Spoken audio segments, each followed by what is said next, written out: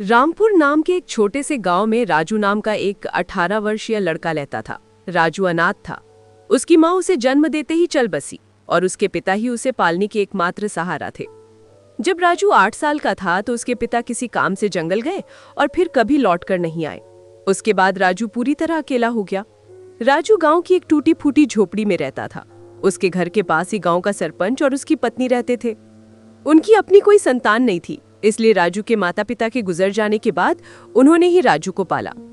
ये लो राजू बेटा, ये खाना खा लो और अगर कम पड़े तो मुझसे आकर ले लेना। अरे मौसी, मैं कब तक आपके ऊपर बोझ बनकर बैठा रहूंगा, अब तो मुझे शर्म आती है। अरे बेटा, ये तुम कैसी बातें कर रहे हो?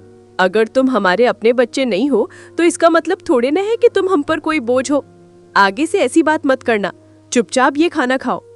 ये कहकर सरपंच की पत्नी सीमा वहां से चली गई। राजू ने आराम से खाना खाया। खाने के बाद जब वो झोपड़ी से बाहर निकला तो सामने ही सरपंच दिखाई दिए। राजू ने उन्हें देखा और सीधे उनके पास जा पहुंचा। राजू बेटा, खाना खा लिया है ना? जी सरपंच साहब, अभी अभी मौसी खाना देकर गई थी और मैं वही खाकर घर से निकला हूँ। हाँ, अच्छा किया। अब तुम बड़े हो गए हो बेटे, अपना ख्याल रखना सीखो। जी सरपंच जी, 8 वर्ष की उम्र से लेकर अब तक आप ही मेरा ख्याल रखते आए हैं, पर अब मुझे शर्म आने लगी है। अब मैं कुछ काम करना चाहता हूँ। इसमें शर्म की क्या बात है बेटा? हमने तो हमेशा तुम्हें अपना ही माना है।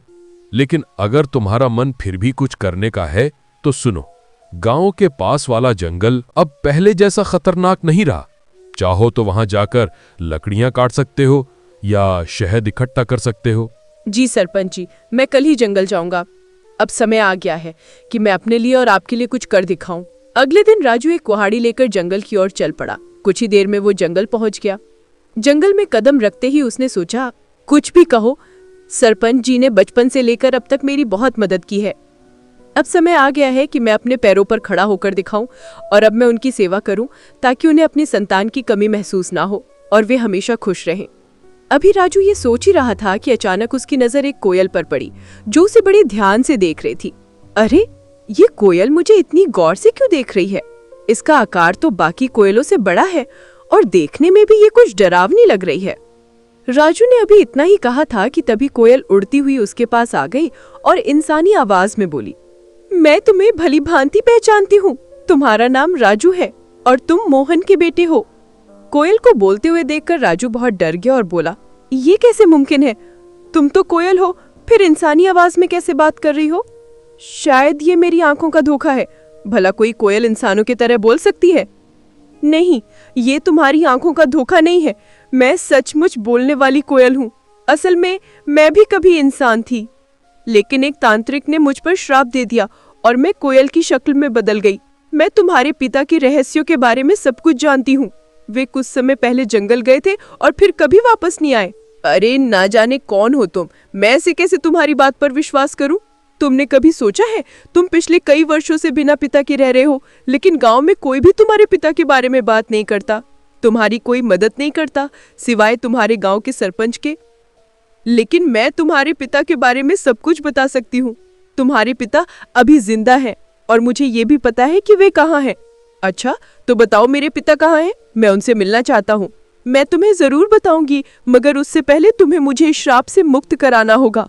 राजू को न जाने क्यों उस कोयल से डर महसूस होने लगा। अरे, मुझे तो लगता है कि ये कोई राक्षस है जो मुझे अपने जाल में फंसा ले है। इससे पहले कि ये मुझे नुकसान पहुंचाए, मुझे यहाँ से भागना होगा। ये सोचते ही राजू तेजी से गांव की ओर दौड़ पड़ा और कुछ ही पलों में अपने घर पहुंच गया। घर पहुंचकर राजू हाफते हुए बोला, अरे बाप रे, ये जंगल तो बहुत खतरनाक है। यहाँ तो जानवर भी इंसानों की तरह बातें करते हैं। मुझे तो लगता है कि वो जरूर कोई राक्षस था। मैं अब कभी उस जंगल में नहीं जाऊंगा। अभी राजू ये सोच ही रहा था कि उसी समय सरपंच की पत्नी उसके लिए खाना लेकर आ गई और राजू को घबराए हुए देखकर वो बोली, अरे राजू बेटा, ये घबराए हुए क्यों हो? और तुम्हें पसीना भी आ रहा है? सब खैरियत तो है ना? कुछ नहीं मौसी, बस थोड़ा सा सिरदर्द हो रहा था। अरे बेटा, अगर तबीयत ठीक नहीं है तो काम मत करो। लो, मैं तुम्हारे लिए थोड़ी सी दवाई ले आती हूँ। पहले ये खाना खा लो और थोड़ा आराम कर लो। राजू ने मौसी से सरदर्द का बहाना बनाकर सच्चाई छिपा ली।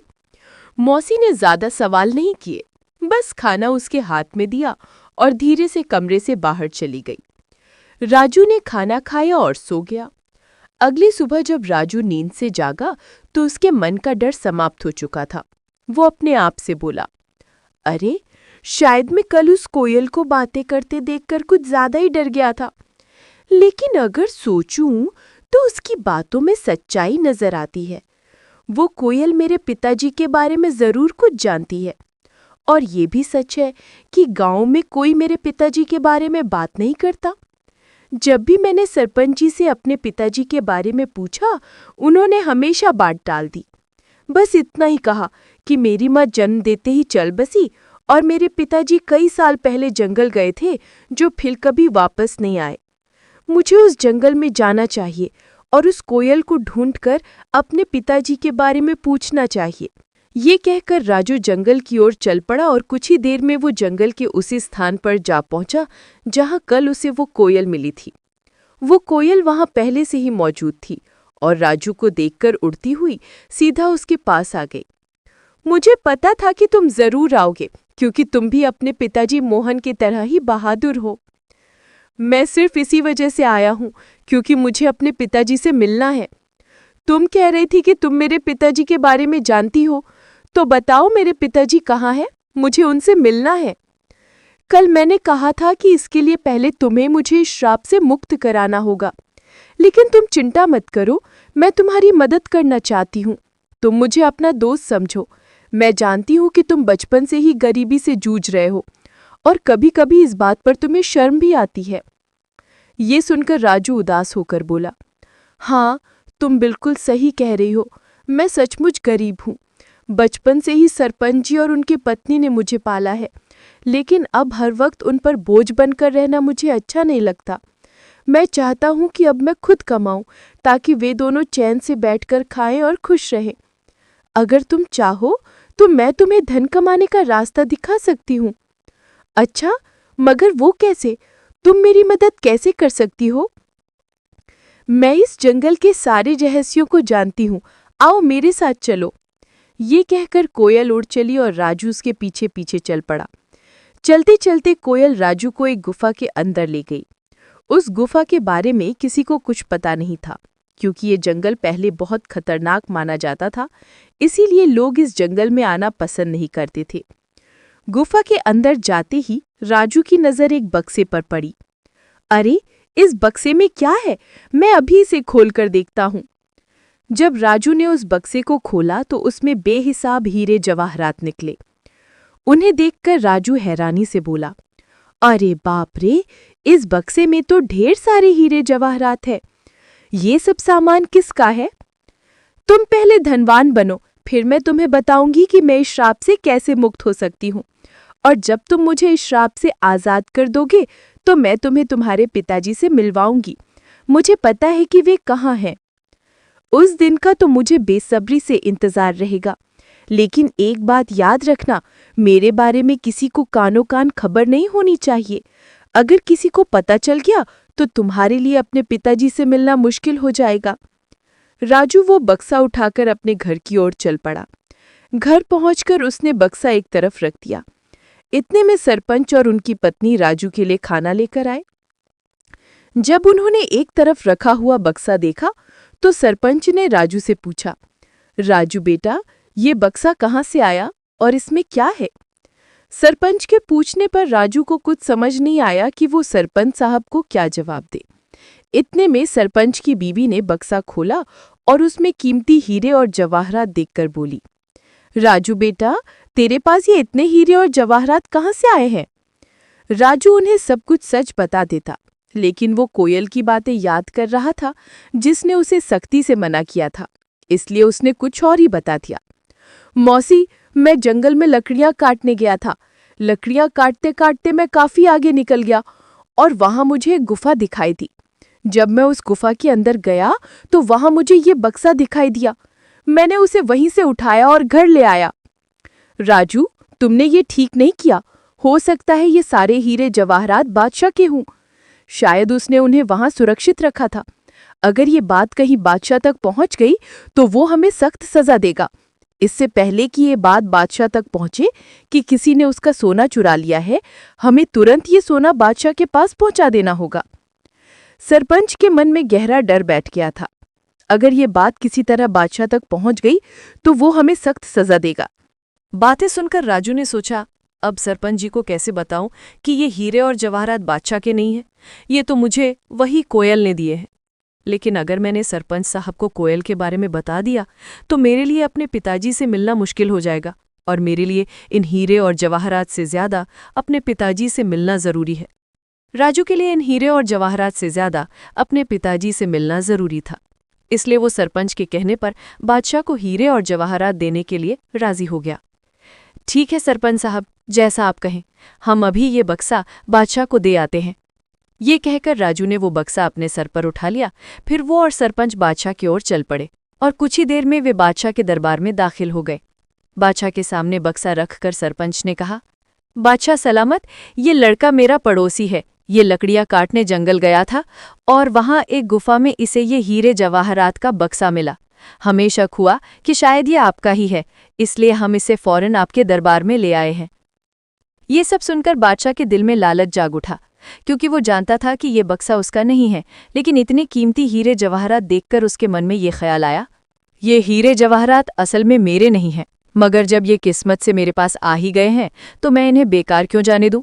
बेहतर यही होता है कि मैं इन लोगों को इसके बदले कुछ इनाम दे देता हूं, ताकि वे खुश हो जाएं और ये खजाना भी मेरे पास ही सुरक्षित हो जाए। ये सोचकर बादशाह ने उनसे कहा, हाँ, ये बक्सा मेरा ही है, मैंने ही इसे वहां सुरक्षित किया हुआ था, लेकिन तुम दोनों ने ईमानदारी से ये संदूक मेरे दरबार में लाकर बहुत अच्छा किया है।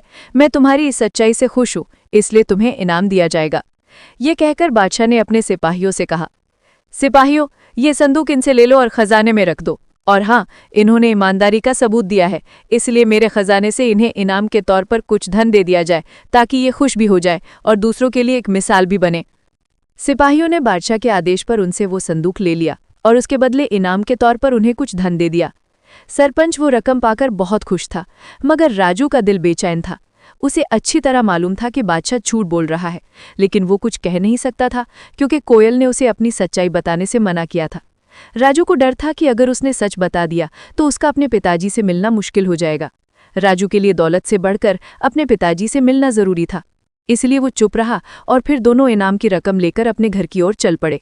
राजू सरपंच के साथ उसके घर चला गया और घर पहुंचकर उसने अपनी रकम भी सरपंच को दी और कहा, सरपंच जी, ये रकम भी आप ही रख लीजिए। आपने हमेशा मेरी देखभाल की है और मुझे खुशी है कि ये रकम आपके काम आएगी।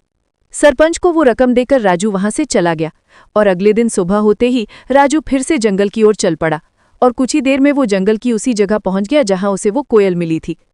तभी वहां एक साधु आ पहुंचा जो एक बरगद के नीचे बैठा था। उसने राजू से पूछा, अरे बेटा, तुम कौन हो और इस जंगल में क्या कर रहे हो? मैं मोहन का बेटा हूं और मैं इस जंगल में आता जाता रहता हूं। ये सुनकर साधु चौंक तो गया, मगर कुछ नहीं बोला और चुपचाप वहां से चला गया। साधु के जाते ही कोयल उड़ती हुई वहां आ पहुंची। वो साधु तुमसे क्या कह रहा था? कुछ नहीं, वो बस पूछ रहा था कि तुम कौन हो और यहाँ क्या कर रहे हो। मैंने बताया कि मैं मोहन का बेटा हूं और यहाँ आता जाता रहता हूं। ये साधु असल में एक धोखेबाज है। उसने सिर्फ साधु का वेश ओढ़ रखा है, लेकिन अंदर से वो एक शैतान है। मुझे उस साधु से कोई मतलब नहीं है, मुझे सिर्फ तुम और अपने पिताजी की परवाह है। बस तुम बताओ कि मैं तुम्हें उस श्राप से कैसे मुक्त करवा सकता हूँ। अच्छा, तो चलो फिर मेरे साथ। वो राजू को एक गुफा के अंदर ले आई, जहां एक शीशे की बोतल पड़ी थी जिसमें जल भरा हुआ था। कल पूर्णिमा की रात है, तुम्हें आधी रात को इसी जगह आकर आंखें बंद करके उस बोतल को तोड़ना होगा। बोतल टूटते ही मैं श्राप के प्रभाव से मुक्त हो जाऊंगी और फिर तुम्हें ये राज बताऊंगी कि तुम्हारे पिता कहाँ है। क्या मैं इस बोतल को अभी तोड़ दूं? नहीं, कल पूर्णिमा की रात है, तुम इसे सिर्फ कल ही तोड़ सकते हो। इतना कहकर वो कोयल वहां से उड़ गई और राजू भी अपने घर की तरफ चल पड़ा। और दूसरी तरफ वो साधु छुपकर उन दोनों की बातें सुन रहा था। वो भी राजू के पीछे चल पड़ा।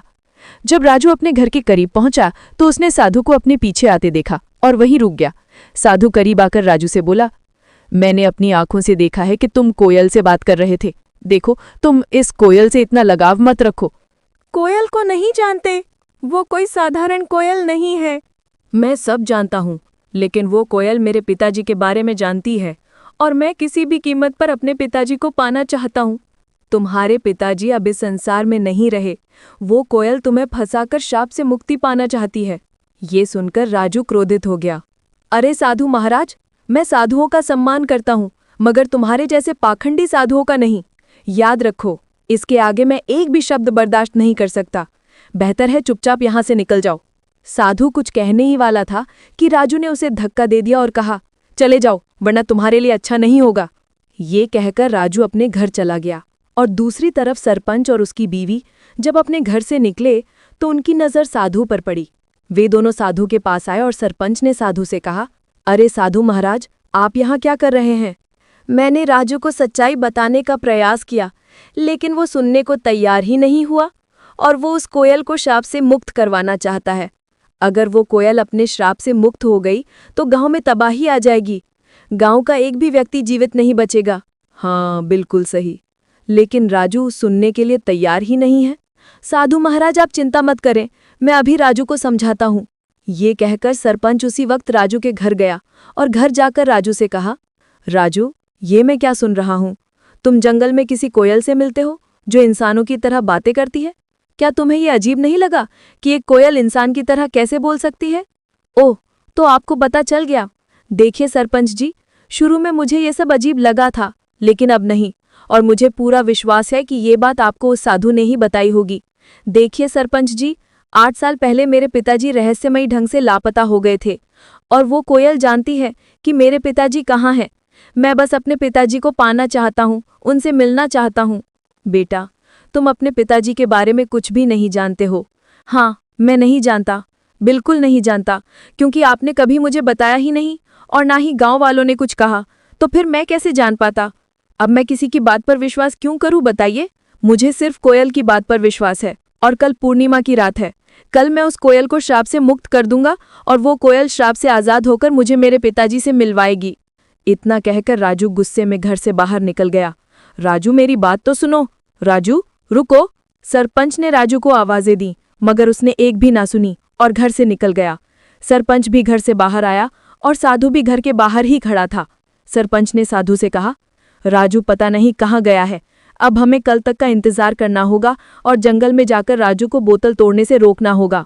अगले रात साधु सरपंच को लेकर जंगल में उस गुफा के पास ले गया और कहा, यही वो गुफा है जहां वो बोतल पड़ी है जिसमें उस डायन कोयल की शक्तियां हैं। राजू यहां आता ही होगा, हम एक तरफ छुप जाते हैं। ये कहकर वे दोनों गुफा के एक तरफ छुप गए और उसी वक्त राजू वहां आ जाता है। राजू को देखकर वो कोयल उड़ती हुई राजू के पास आई और बोली, यहाँ साधु और सरपंच आए हैं। वे गुफा के एक तरफ चुपचाप खड़े हैं। वे तुम्हें इस बोतल को तोड़ने से रोकेंगे, पर तुम उनकी बात मत मानना। अगर तुम उनकी बात मान लो तो तुम कभी अपने पिताजी से नहीं मिल पाओगे। नहीं, मैं उनकी बात नहीं मानूंगा। ठीक है, तो तुरंत जाओ, वो बोतल उठाकर ले आओ और उसे तोड़ डालो। राजू जल्दी से गुफा के अंदर गया और वो बोतल उठा लाया। जैसे ही वह उस बोतल को तोड़ने लगा तो साधु और सरपंच वहां आ गए। राजू, रुको, इस बोतल को मत तोड़ो, तुम बहुत बड़ी गलती कर रहे हो। नहीं, मुझे किसी भी हाल में अपने पिताजी से मिलना है। राजू, ध्यान से सुनो, ये कोयल कोई साधारण पक्षी नहीं बल्कि एक डायन है। आज से 10 साल पहले जब तुम छोटे थे, इस डायन ने पूरे जंगल पर कब्जा कर रखा था। जो भी गलती से इस जंगल में जाता फिर कभी लौट कर नहीं आता था। तब तुम्हारे पिताजी और मैंने मिलकर ठान लिया कि इसे रोकना ही होगा। हमने साधु महाराज से उपाय पूछा। उन्होंने बताया कि इस अभिशाप को खत्म करने के लिए तुम दोनों में से किसी एक को जंगल के पास वाले कुएं में अपनी जान देनी होगी। तुम्हारे पिताजी बहादुरी से आगे आए और ये बलिदान स्वयं देने का निश्चय किया। उन्होंने कुएं में छलांग लगाई और साधु महाराज ने उस डायन की सारी शक्तियां एक बोतल में कैद कर दी और उसे कोयल में बदल दिया। इस तरह ये जंगल सुरक्षित हो गया, मगर ये राज हमने किसी को नहीं बताया। गांव वाले कुछ नहीं जानते। ये बात सिर्फ मुझे और साधु महाराज को मालूम थी, इसलिए हमने तुम्हें भी कभी नहीं बताया। लेकिन अगर तुमने ये बोतल तोड़ दी तो ये फिर से अपने असली रूप में आ जाएगी। ये सिर्फ उसकी एक चाल है। ये लोग झूठ बोल रहे हैं, सच्चाई वही है जो मैं कह रही हूँ। अगर मेरे मन में कोई चाल होती तो मैं तुम्हारी मदद क्यों करती? क्या गाँव वालों ने कभी तुम्हारी मदद की? नहीं। तुम्हें धन, सामान, हीरे, मोती सब मैंने दिए। अब मैं तुम्हें तुम्हारे पिताजी से भी मिलवा रही हूँ। राजू भ्रम में पड़ गया और उसने वो बोतल जमीन पर फेंक कर तोड़ दी। फिर अचानक वो कोयल एक डायन के रूप में आ गई। राजू, तुमने मेरा बड़ा काम आसान कर दिया।